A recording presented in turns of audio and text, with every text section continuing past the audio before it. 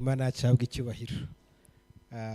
Worship barakoze cyane mu ndirimbo nziza baturirimbiye, wabonaga nabo baririmba rwose nta rutebwe, bashyizeho umwete n'imbaraga. Imana ibahe umugisha mu ndirimbo nziza bamaze kuturirimbira. Mwigisha nawe yatwigishije byerekeranye n'agahinda gakabije kandi kajya kabaho abantu bakagira izo ngorane. Nawe yatubwiye ibikwiriye gutegerwa amatwi mu isi y'iki gihe. Imana imuhe umugisha. Muranyemerera rero mbere yuko dutangira, kuko tugiye kwigana icyigisho gifite umutwe w'amagambo uvuga ngo kwibagirwa. Ubwo rero mbere yuko dutangira icyo cyigisho, mfite ababyeyi banjye, murabazi bamwe muri mwebwe, ndetse bigeze no gusengera ahangaha. Uyu munsi baje kunsura, reka mbasabe rero bahaguruke babapepere mubabone, mwongere mumfashe tubakire. Yego, ngabara ababyeyi banjye rwose turabishimiye cyane, bakoze rwose kuza kwibana natwe muri ano mavuna yacu. Tubakiriye ngo iki?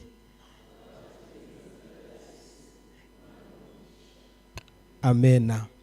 Namwe rero ndabashimira, mba nzi neza ko bitaboroheye kugira ngo muboneke. Ndabizi ko hari n'abandi bari guhangana na zambutiyaje cyangwa se traffic jam. Isubira mu Kinyarwanda tubyita ngo iki?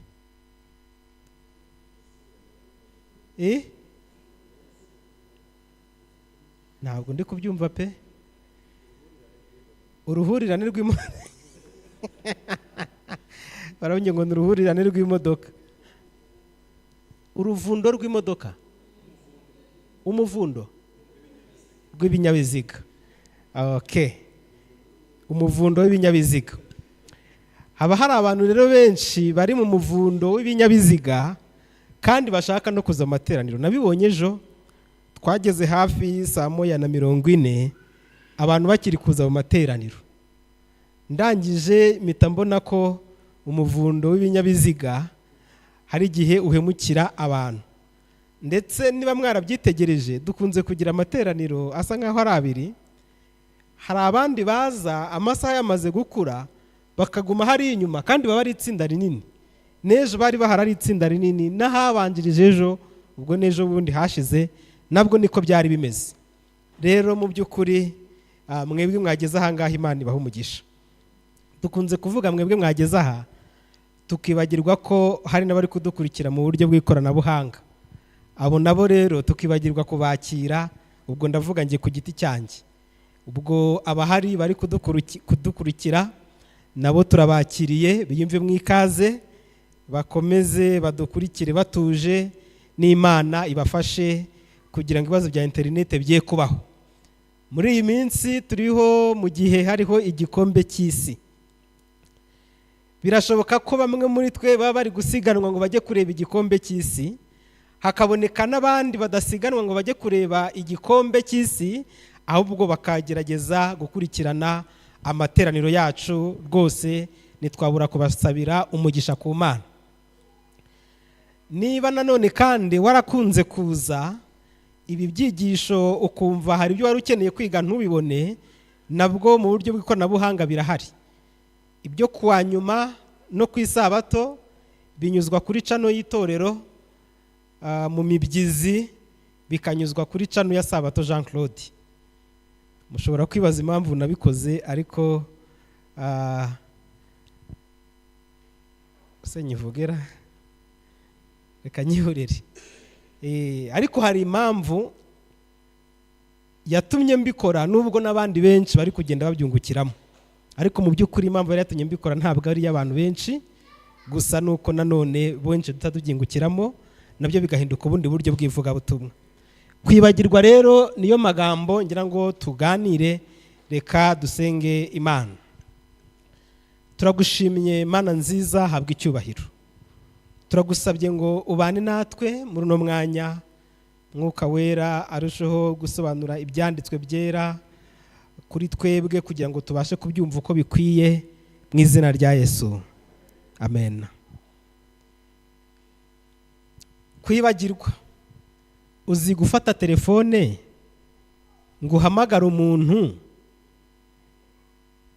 warangiza ukaba wibagiwe umuntu wari ugiye guhamagara? Hari n'igihe akwitaba, yamara kukwitaba ugahita wumva wibagiwe ikintu wari ugiye kumubwira.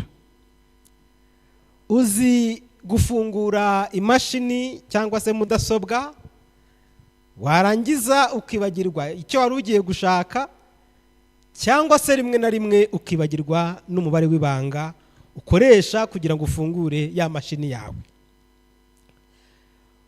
Uzi kujya mu isoko, warangiza ukibagirwa ibyo wari ugiye guhaha. Hari igihe ugerayo ukitegereza, se navuze ko maha iki na kiriya harya ikindi cyari iki, neza neza ugasanga nta na kimwe urimo wibuka, kandi mu by'ukuri nta kutari wagize. Kubera iki abantu twibagirwa? Hari impamvu nyinshi zishobora gutuma abantu twibagirwa uko byagenda kose. Bimwe mu bitera kwibagirwa harimo indwara. Hari iyo bita ngo narizema, sinzi ko nayita, hari stress, umujagararo, twarawize, hari kugira ibikomere ku mutwe, hari imiti abantu bashaka gukoresha, cyane cyane imiti yo gusinzira, imiti imwe y'indwara y'agahinda gakabije twize mu kanya, ndetse n'imiti igabanya ububabare n'ibindi. Ibyo byose, hari n'abagira ibibazo byo gusinzira, bishobora kuba intandaro yatuma umuntu yibagirwa. Ariko nanone wongeyeho guhisha ibyabaye bikomeye bibabaje, kwibagirwa ibyakubayeho nyuma y'ihungabana, indwara zo mu mutwe nk'ubwoba bukabije, agahinda gakabije, cyangwa se no kunywa ibisindisha. Ibi nabyo biri mu byatuma umuntu yibagirwa. Si ibyo gusa, hari imikorere idahagije y'imvubura, hypothyroidism, hari indwara nanone nayo sinzi uko nayita mu Kinyarwanda. Ibi byose bimwe hari ibyo ngenda mbura ngewe ni mu ndenganye, ariko hari iyo twita attention deficit disorder, isa nkaho yenda kuba gushyirwa mu bumuga. Hari umuntu udashobora kubwira ngo nahagarare asome Bibiliya iminota 5 ngo bimushobokere, kuko iyo yitaye ku kintu, nicyo cyigisho ndakigira, sinzi impamvu ntakigishije. Niyo witaye ku kintu, bene uyu muntu yitaye ku kintu ahita yumva arambiwe agashaka kujya mu bindi.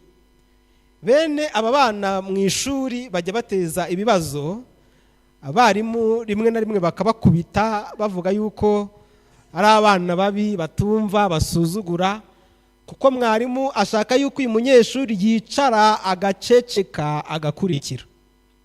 Kandi muri we, muri karemano ye, ubwo buryo bwo kwicara ngo akurikire yumve ibyo mwarimu yigisha nta bumurimo, ahubwo aricara akumva ashaka guhaguruka agakubita mugenzi w'igipfunsi, cyangwa se agasohoka akajya gukina umupira hanze, akagaruka mu ishuri akinjira. Nyine afite izo ngorane.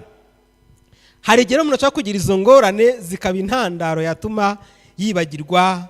Harimo indwara zitandukanye, mu giga, igituntu cy'ubwonko, hari indwara zidakira, umuvuduko w'amaraso na za diabete, hari ibibyimba byo mu bwonko, hari indwara ya Huntington, ndetse ni byinshi. Ingorane rero zisanzwe ubwonko bwacu buhura nazo mu kutabasha kwibuka ni nyinshi cyane, mu buryo bukomeye cyane. Hari amakuru tugenda twibuka cyangwa se twibagirwa. Hari imyitwarire yo kwibagirwa amakuru cyangwa ibyagiye biba uko ibihe bihaye ibindi. Akenshi uba ushobora kubyibagirwa ako kanya nyuma yo kubimenya, ariko ubwonko buba bugomba gukoresha bene ayo makuru cyangwa se rimwe na rimwe bukayabura, ibintu akenshi rero wibuka kenshi cyane kandi ukoresha nibyo bidashobora kwibagirana byoroshye. Abize isomo ry'ubumenyamuntu ariko byerekeranye no ku myitwarire ya muntu, bize ubwonko cyangwa se memory, igice cy'ubwonko, uburyo amakuru twakira abikwa mu bwonko bwacu. Uburyo abikwa mu bwonko bwacu rero habamo abikwa kure cyane, abikwa na hafi, ariko uburyo dukoresha ya makuru twakiriye nabwo buba bugiye butandukanye. Amakuru ukunda gukoresha, ibintu ukunda gukoresha cyane cyangwa se amakuru ibyo ukunda gukoresha cyane nibyo biza hafi cyane. Bureka mbabwire, mu ishuri nize ibintu bitandukanye, harimo imibare, harimo shimi, nigeze kumva bayita ngo ni ibinyabutabire. Ntabwo nzi niba n'isomo rya shimi mu Kinyarwanda baryita ikinyabutabire, niko turi. Harimo na biology n'andi masomo menshi twagiye twiga. Uyu munsi mu kazi kanjye ibyo nakurikiye nibyo bikunze kuza cyane, bya bindi bya kera ntabwo bikunda kuza cyane, nubwo nabyo mbizi.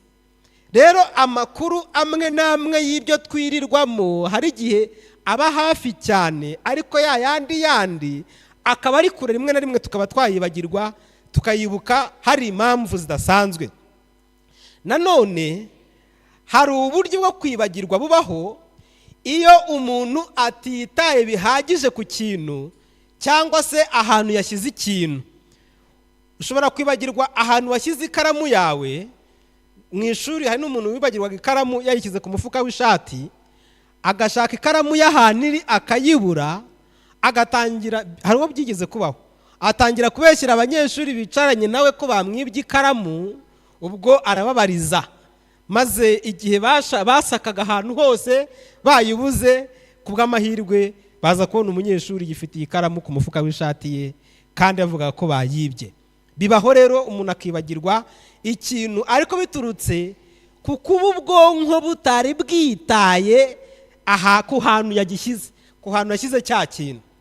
Ibyo rero nabyo bishobora kubaho. Hari n'igihe umuntu aba ahari kandi adahari, ukamubona ari hano ariko adahari.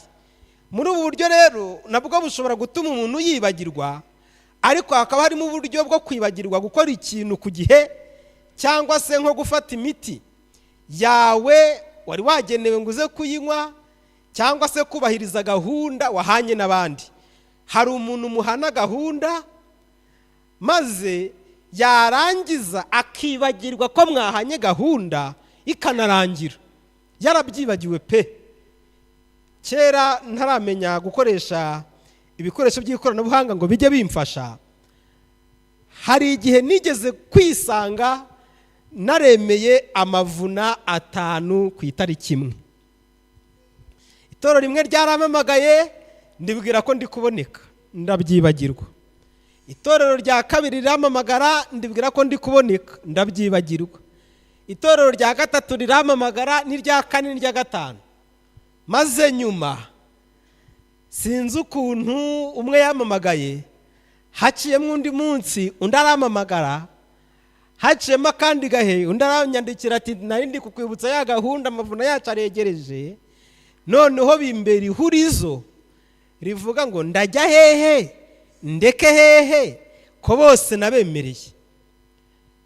Noneho hari ingorane dukunze kugira, ubwo abaririmbyi n'abavugabutumwa rimwe na rimwe, hakaba hari itorero rikomeye mu buryo bw'ifatika n'itorero ridakomeye mu buryo bw'ifatika, iri nyamujyi n'ritari iri nyamujyi, pasitori ukomeye uzi gukonvenka n'undi utazi gukonvenka. Buri wese abaguhamagara ashaka yuko ugiwe, kandi mu by'ukuri ntiwahagira hose icyarimwe. Ubwo rero byasabye guhakanira bamwe nemerera umwe, bane biranga, ndababara cyane. Ndavuga ni kuki ibintu nk'ibi ngibi bimbaho nkibagirwa koko. Rero abantu bashobora kwibagirwa gahunda bahanye n'abandi n'ibindi bitandukanye. Umuntu ashobora kukubaza ikibazo ukumva igisubizo uri kucyumva kandi ukumva ugifite hafi, uzi kukizi ariko ukaba utari gushobora guhita ukibuka.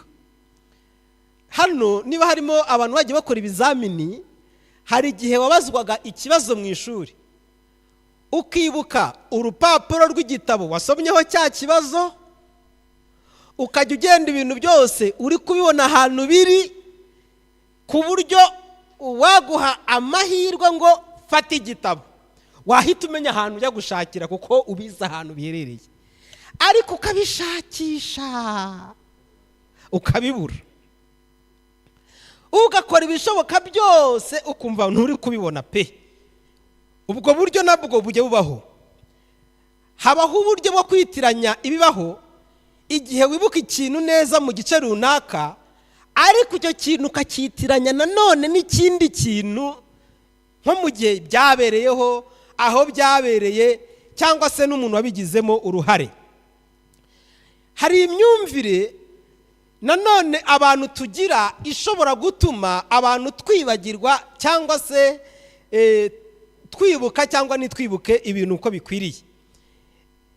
Burya hano bias, imyumvire umuntu agira igira ingaruka ku kuntu abona ibintu no ku bunararibonye bwe igihe birimo kubikwa mu bwonko bwe, bitewe n'uburyo ubwonko bwawe byumva ushaka gushyiramo, cyangwa se uriya muntu uri kubivuga arasanzwe, ntabwo ni umuswa, yaje kubahugura, ni umuswa, urabona nta kiri kuvamo, bahagaze imbere ari kubabwiriza, ariko ukareba ukumva ibintu ari kuvuga ntibiri kwerekerana.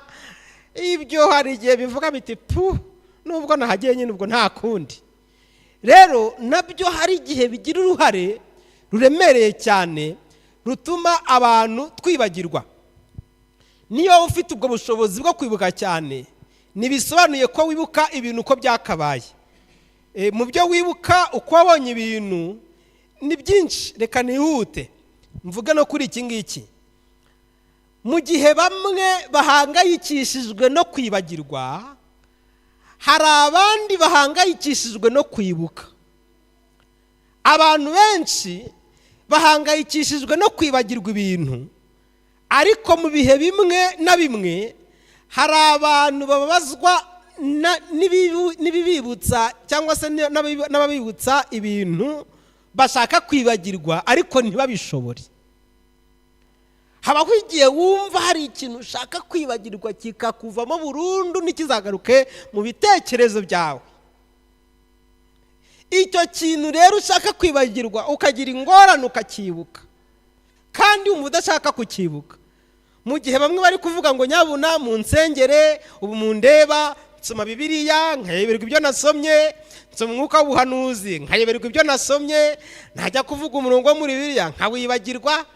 Hari undi nawe uri kuvuga ngo mu nsengere hari ibintu mpora nibuka kandi uko bije birambabaza simba nshaka kubyibuka. Ingero zaba nyinshi.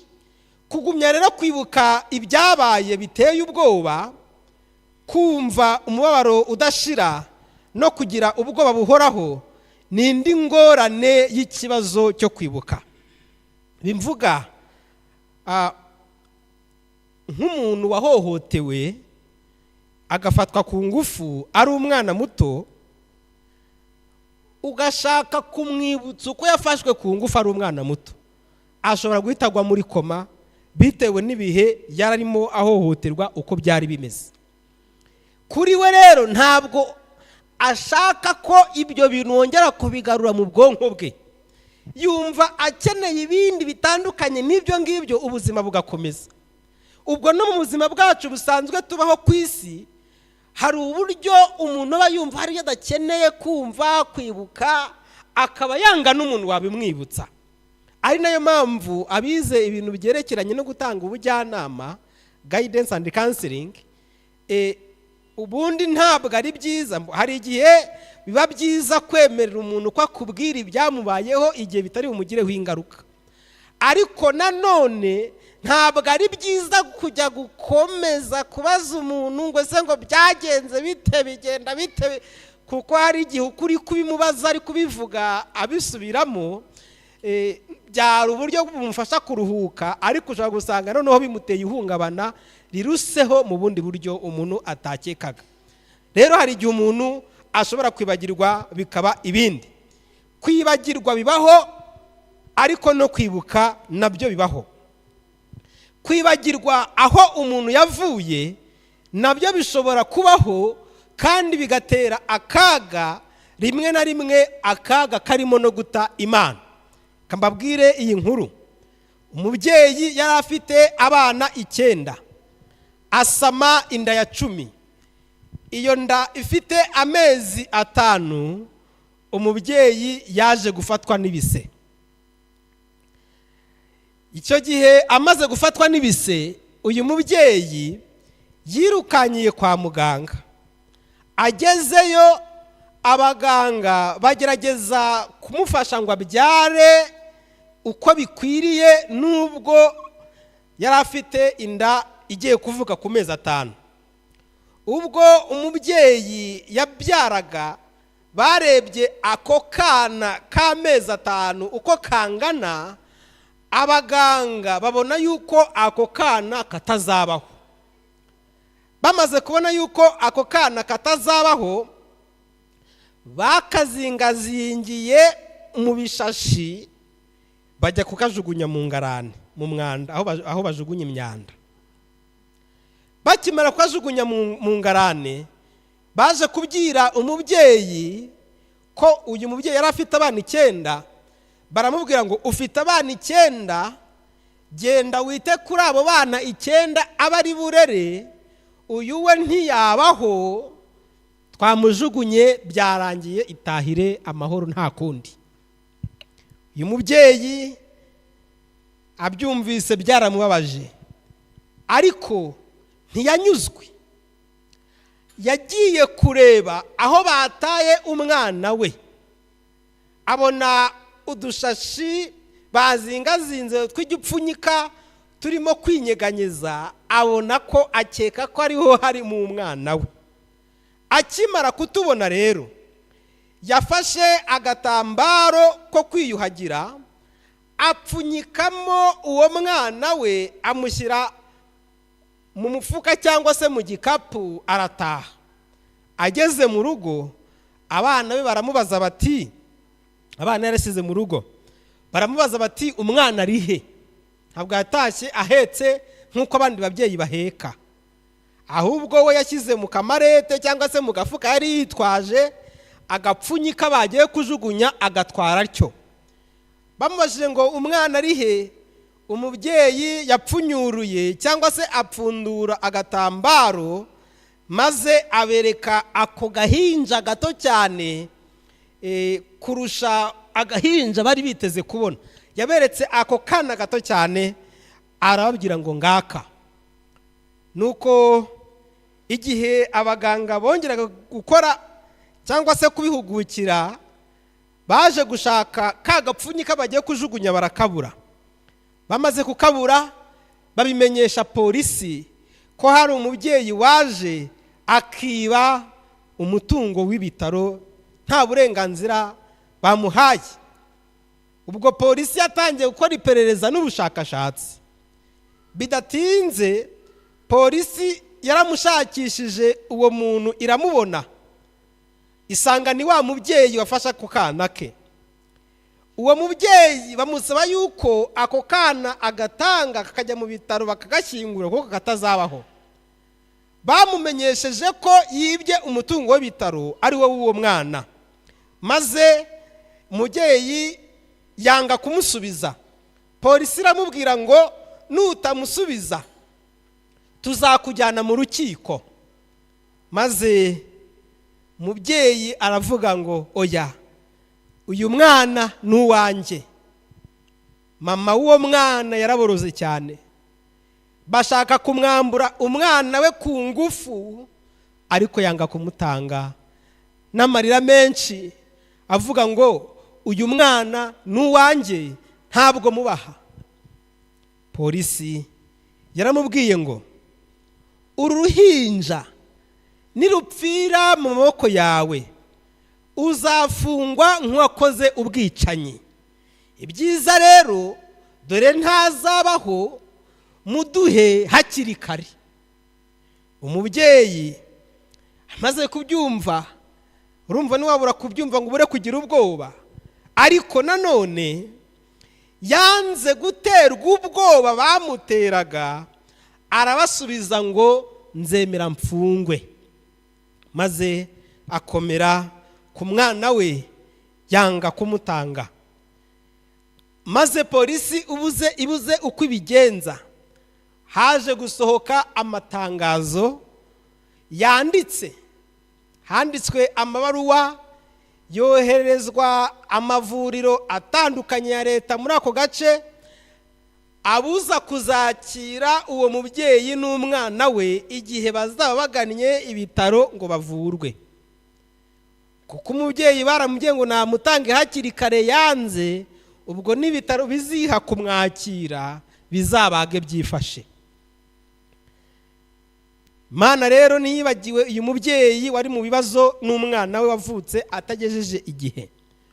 Uko uyu mubyeyi yasengaga Imana, yamweretse icyo agomba gukora. Umwana we yari akiri muto cyane, ku buryo akanwa ke kari gato cyane bihagije, katabashaga konka, ni kari ubashe gukurura ibere ngo konke. Bityo mama we yahisemo kureba uko azajya afata amashereka akayashyira mu gacupa akazajya agakoresha arimo yonsa umwana we. Ikindi kibazo cyari gihari, ntabwo yari afite bya byuma bishinzwe gutanga ubushyuhe. Nta cyuma cyari gihari cyo gushyiramo uyu mwana ngo byibuze abashe gukomeza kubaho. Ariko uyu mubyeyi yahisemo gufata umwanzuro wo kuzajya ashyira kakana ke ku kazuba buri munsi, ariko akabikora mu bwitonzi. Hashize igihe, ako kana kaje gutora imbaraga, kagenda gakura. Munsi umwe ako kana kaje kurwara, kandi karwara bikomeye cyane. Maze umubyeyi aburuza uko abigira, amusubiza kwa muganga. Amugejeje kwa muganga, ahahurira n'abaganga n'abaforomo bari bamwitayeho mbere ajya kubyara. Abahuye n'ingorane nanone. Amaze guhura n'ingorane, nuko abura uko abigira, apfa kubinginga. Abo baganga rero baje gutungurwa nuko umwana yari akiri muzima. Nuko uwo mubyeyi yikubita hasi yubamye, asaba yinginga abaganga ngo batabare umwana we wari urembye cyane bikomeye. Uwo mwana yari akeneye amaraso byihutirwa, ariko ikibazo nanone cyari gihari mu bitaro, bari bafite imiti imwe y'amaraso ariko ntayitagenzuwe ngo ipimwe bamenye ubwoko bw'amaraso bafite. Noneho ikibazo kirongera kirakomera. Amaraso ntiyasuzumwe, ntiyagenzuwe, kandi umwana akeneye guterwa amaraso, kandi agomba guhabwa amaraso yapimwe yagenzuwe kugira ngo atazamugiraho ingaruka. Nuko nyina yaje gusaba yuko uwo mwana we bamuha amaraso uko byagenda kose, kuko ngo n'ubundi ari hagati yo gupfa no gukira. Aravuga ati n'ubundi ashobora gupfa, ashobora no kubaho, mupfe kuyafata muyamutere ndabinginze. Nuko ubwo bamuteraga amaraso, uwo mwana we yasenze yinginga Imana, avuga yuko Imana ikwiriye kuhaba, nubwo ari kumutera amaraso atagenzuwe ngo ahari abashe kumugirira umumaro. Muganga amaze kumutera ayo maraso, yamubwiye yuko uwo mwana atari burenge icyo gicuku adapfuye. Mw'iryo joro yagombaga gupfa, ariko igitangaje mu gitondo umwana yari akiri muzima. ntabwo yari yapfuye. Muri icyo gitondo muganga yaratangaye cyane, ntabwo yari yarigeze abona ikintu nk'iki ngiki imbere mu mibereho ye. Noneho aza kugira igitekerezo gishya, harabireba arumirwa, muri we igitekerezo gishyashya kiba kiraje.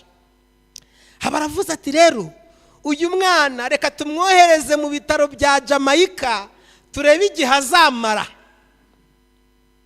tumwohereze mu bitaro akorerwaho ubushakashatsi turebe igihe azamara ku isi kugira ngo apfe.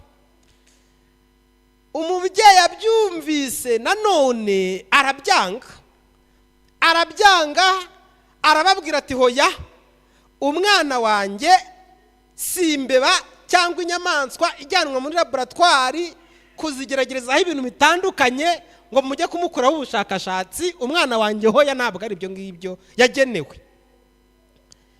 Igihe rero umubyeyi yabangiraga agatsimbarara, ibitaro byafashe izindi ngamba zirimo no kwiyambaza inzego z'umutekano. Bahamagaye polisi ngo uwo mubyeyi bamwaka uwo mwana we ku ngufu. Umubyeyi yakomeje gutsimbarara, abapolisi baraza ngo barebe kandi bafate uwo mubyeyi. Nuko abapolisi bahageze, abaganga baravuze ngo mufate uyu mugore wataye umutwe, utagira ubwenge, atazongera kutwiba uyu mwana nk'uko yabigize mbere.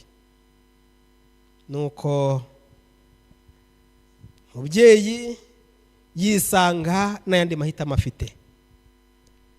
Arangije ashikamye ku cyemezo cyo kudahana umwana we, uwo mugore yagize umugambi.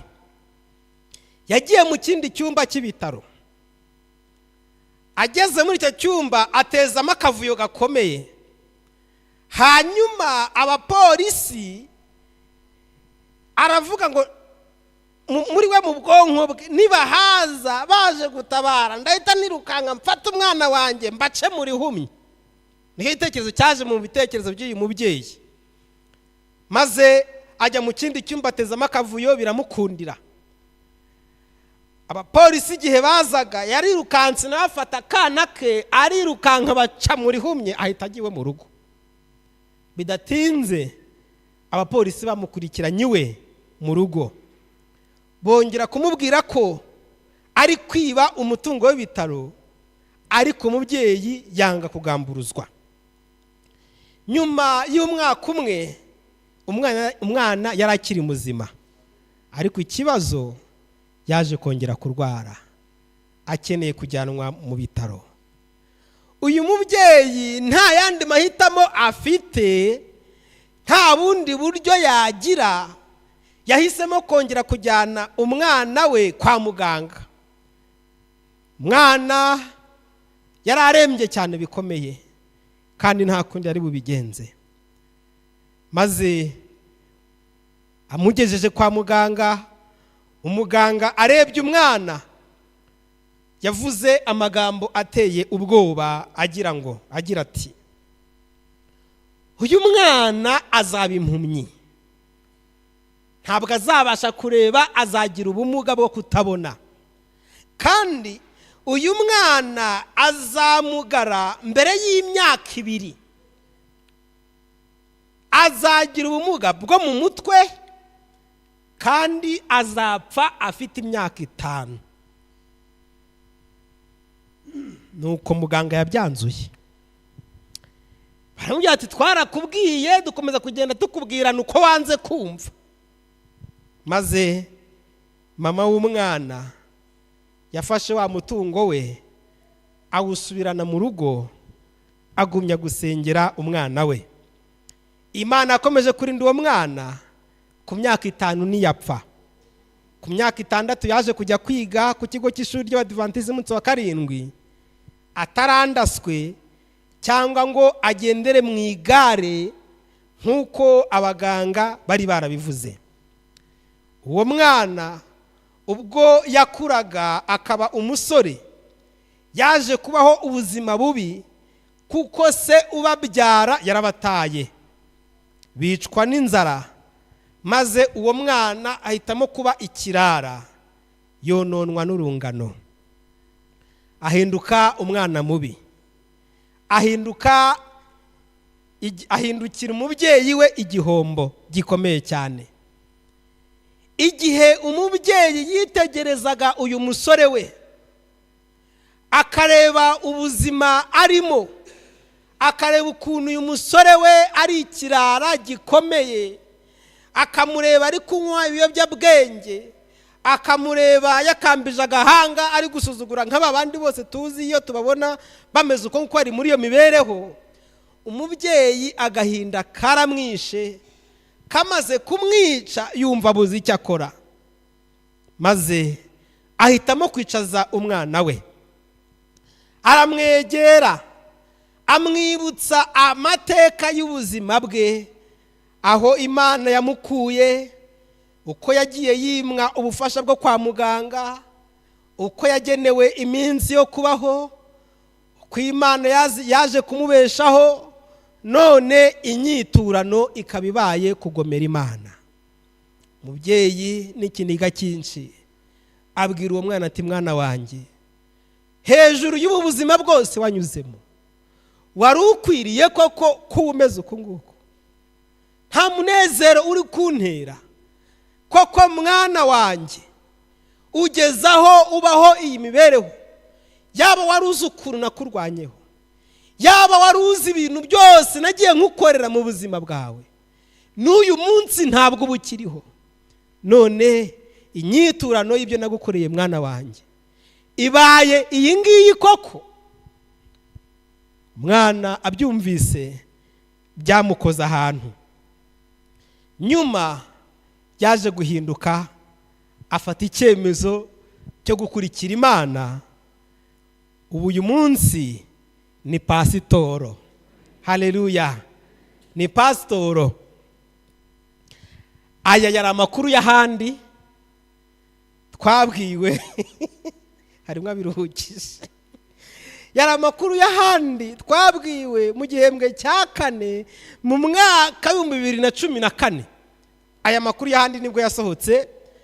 Uyu mwana nababwiraga yitwa Pastor Yeremiya, Pastor Jeremy. Jeremy rero yaje kuvuga amagambo akomeye. Aravuga ngo umubyeyi wanjye buri munsi hari ikintu anyibutsa. Arambwira ngo uramenye, ntuzibagirwe yuko ari uruhinja rwatawe, rwajugunywe. Imana ikakurinda kandi ikakurindira kugira ngo uzayiheshe icyubahiro.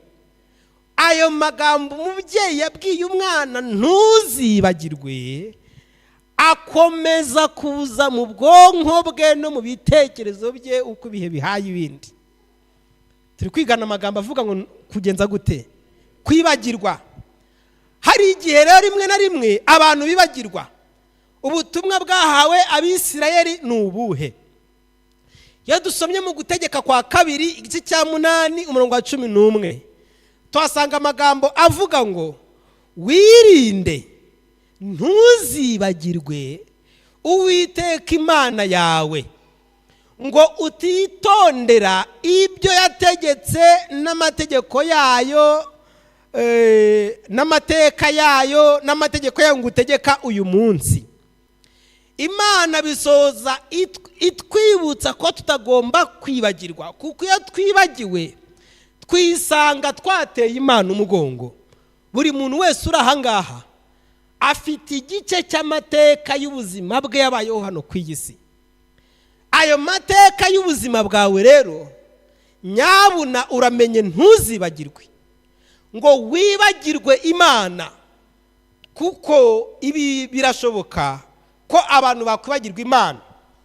Gutegeka kwa 2 igice cya 8 umurongo wa 12 n'uwa 13 hari amagambo avuga ngo numara kurya ugahaga, ukamara kubaka amazu meza ukayabamo, inka zawe n'imikumbi yawe n'ifeza zawe n'izahabu zawe n'ibyo ufite byose bikaba bigwiriye, umurengwe, byose birahari, aho kuryama urahafite, aho ibyo kurya urabifite, ibintu byose ukaba ubifite.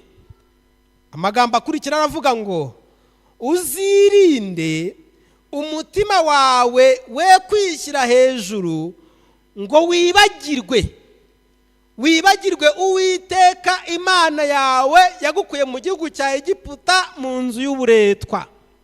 Kambabwire, n'igihe abana b'Imana bageze mu bisubizo bongera kwibutswa yuko badakwiriye kwibagirwa. Igihe cyose nugira amahirwe, ubu ngiye nshatse nabivuga ngo nubona wize ukava muri primaire ukajya muri segonderi ukajya muri kaminuza ugashyiraho maîtrise ugashyiraho doctorat ugashyiraho n'andi mashuri ukabona akazi ukabona ugiye mu bucuruzi ukabona abakiriya benshi bari kugenda baza ukabona uri gupanga imishinga ukabona uri kugenda biguhira ukabona uguze ikibanza ntibacishije nk'umuhanda ukabona amafaranga araje uri guhunika mu bigega byawe uramenye ntuzibagirwe Uwiteka. Bantu b'Uwiteka ntimuzibagirwe Uwiteka kuko niwe dukomora kubaho no kubona ibyo byose. Igihe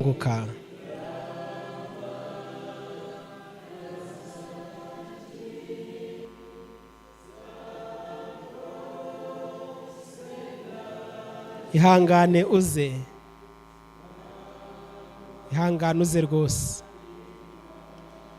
Hari umuntu wigeze ko mu buhamya rwose avuga ngo hari igihe yanze kuza imbere baririmba indirimbo ya mbere, iya kabiri, iya gatatu, iya kane, iya gatanu, ku ya gatanu bari bwaza.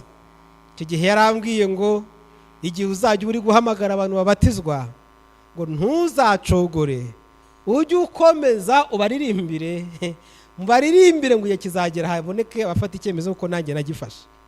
Ariko ntabwo nabyubahirije ngo njye nshyiraho uwo mwanya turirimbe twongere turirimbe umuntu yinginge yongere yinginge, kuko n'ubundi iteka ryose Yesu yarabivuze ko ikintu kigira igihe cyacyo, burya igihe cyawe kiba kizagera. Imbuto iyo yabibwe uyu munsi ushobora kudafata uwo mwanzuro ejo ukazawufata, ariko nanone hari igihe biba ingorane wagira hanze bikakuvamo burundu bigahinduka akaga. Wumva bishaka rero yatambuka akaza hano imbere. Igihe utambuka uza ndi busabe na mama nawe atambuke amfashe gusabira abana b'Imana bazabatizwa hamwe n'abana b'Imana biyongereyeho bazabatizwa. Niba nawe rero uhari tebuka uze maze dufatanye dusenga Imana.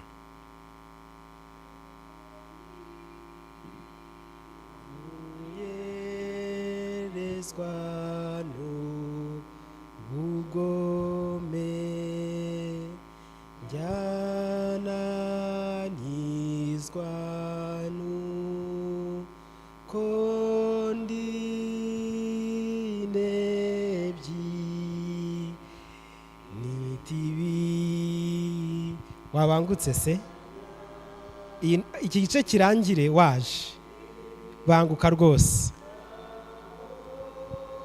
Zandaje nama y'Imana ndaje. Imana ibahe umugisha mu izina rya Yesu.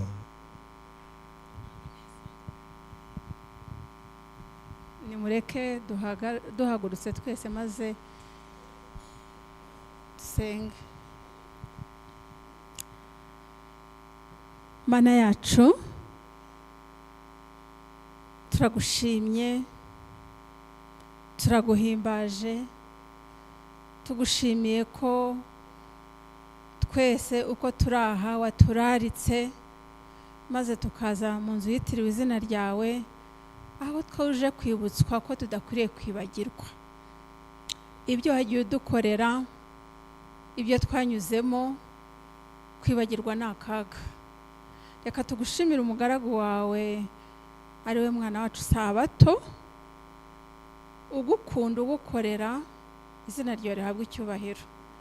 Tugushimiye abana bawe bari aha ngaha, abicaye hano imbere ndetse n'abaduhagararanye bahisemo neza bagahitamo Yesu Kristo umwami n'umukiza, izina ryawe rihabwa icyubahiro. Nibyo koko tumaze igihe twarakiriye ubutumwa bwiza, ariko tubasha kwibagirwa, tukibagirwa ibyo wagiye udukorera, aho wagiye udukura. Mana, uzaturinde kwibagirwa. Turagusaba kukwinginga kugira ngo ubwo umpaye amahirwe yo kongera guhagarara aha ngaha ku ruhimbi rwa Remera, aho nagiye mpagarara kenshi, ariko ukaba mpaye uyu mugoroba, ni ukuri uhererwa icyubahiro. Ndishimye, ndanezerewe, kandi ntabwo byagutunguye wowe, ariko jya birantunguye. Ngushimiye abana bawe bemeye kugera ikirenge mu cyawe. Mana yacu, turakuraritse kugira ngo uzabakuze, uzabagirire neza, uko natwe twaduhamagaye tukaza mu iri torero tutararivukiyemo bamwe, tukaba twaragiriye umugisha wo kumenya itorero ryawe kandi tukamenya amategeko yawe yera. Turabigushimiye. N'aba bana bawe baje rero, uzabakurize mu biganza byawe, ubarinde umubi uhereye none, ubarinde kwibagirwa. Ni bahisemo neza, bahisemo Yesu, twaramubonye, twabonye ibyo yagiye adukorera mu buzima. Niba kugira nyambere, uzakomeza kubafasha, ibyiza ubyongereho n'ibindi bazabona mu buzima bwabo. Erega amagambo yawe ari muri Yeremiya igice cya 9 umurongo wa 22 ngira ngo, yego, avuga ko uzi ibyiza uzatugirira, atari ibibi, ahubwo ari amahoro hanyuma y'ibyo tuzabona hanyuma. Reka ubikumbuza abana bawe, reka ubikumbuza abana bawe. Hari ibya hano mu isi tubasha kubona, ariko hari n'ibyiza by'ijuru dutegereje, bitagira impinduka, byiza gusa. Uhererwa icyubahiro. Bafashe, ubakomeze, ubarinde ibibaca intege, ahubwo bakurize mu biganza byawe, kugeza ubwo twese tuzazamukana iki kirere, kuko tubyizeye, maze tukazabana nawe mu bwami bwo mu ijuru. Komeze gufasha rero umurimo wawe urimo gukorerwa hano, ukorwa n'umugaragu wawe, nawe umuhamagara amazima, nawe ukomeze kumufasha n'umuryango we. Aho Isabella ari amusabira, ujye wumva amasengesho ye. Aho amasengesho yacu twamwerekezagaho, ujye ukomeza kuyumva. Umuhamagara amazima, umurindire mu nzira aza asubirayo, byose bikorwe muri gahunda. Ufashe itorero ryawe, fasha itorero ryawe, uritunganye, uryeze, kugira ngo tuzabone Imana. Urakoze cyane, kubwa Yesu umukiza mwiza. Amen.